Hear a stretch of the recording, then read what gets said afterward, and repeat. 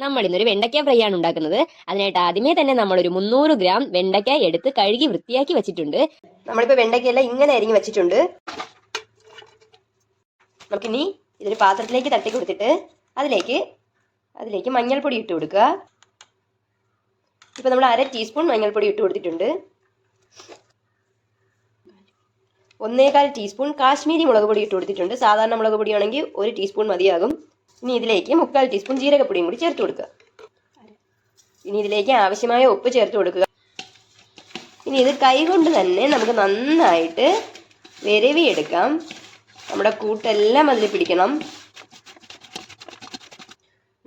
ഇനി നമുക്കിതിലേക്ക് കുറച്ച് കടലമാവും കൂടി ചേർത്ത് കൊടുക്കാം. നമ്മളിപ്പോൾ 1 ടേബിൾ സ്പൂൺ കടലമാവാണ് ചേർത്ത് കൊടുത്തത്. ഇനി ഇതിലേക്ക് നമ്മൾ അരിപ്പൊടിയും കൂടെ ചേർത്ത് കൊടുക്കുക. 1/2 ടീസ്പൂൺ അരിപ്പൊടി ചേർത്ത് കൊടുത്തിട്ടുണ്ട്. ഇതിപ്പോൾ അപ്പത്തിനും പത്തിരിക്കൊക്കെ എടുക്കുന്ന പൊടിയില്ലേ, മാവില്ലേ, അതാണ് നമ്മൾ ചേർത്ത് കൊടുത്തത്. ഇനി അതും കൂടെ ചേർത്ത് ഇതുപോലെ തന്നെ മിക്സ് ചെയ്യുക. ഇനി ഇതിലേക്ക് ഒരു 1/4 ടീസ്പൂൺ കായപ്പൊടിയും കൂടി ചേർത്ത് കൊടുത്തു. നിങ്ങൾക്ക് മിക്സ് ചെയ്യാൻ കുറച്ച് കഷ്ടം വരുമ്പോഴേക്കും കുറച്ച് വെള്ളം മാത്രം ചേർത്തിട്ട് നമുക്കൊന്ന് വീണ്ടും വിരവി കൊടുക്കുക.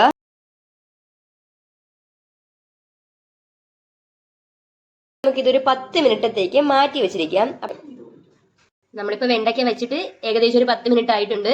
ഇനി നമുക്ക് ചട്ടി ചൂടാക്കി അതിലേക്ക് എണ്ണ ഒഴിച്ചു കൊടുക്കാം. നമ്മളിപ്പോൾ വെളിച്ചെണ്ണയാണ് ഒഴിച്ചു കൊടുത്ത്.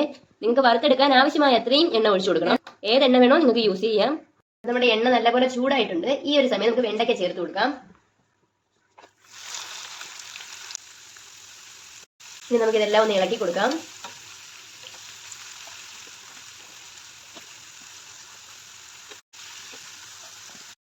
നമ്മുടെ വെണ്ടയ്ക്കയെല്ലാം നല്ലപോലെ ക്രിസ്പിയായി വന്നിട്ടുണ്ട്. ഇത്രയും മതിയാകും. നമുക്കിനി ഇതിനെ കോരി മാറ്റാം.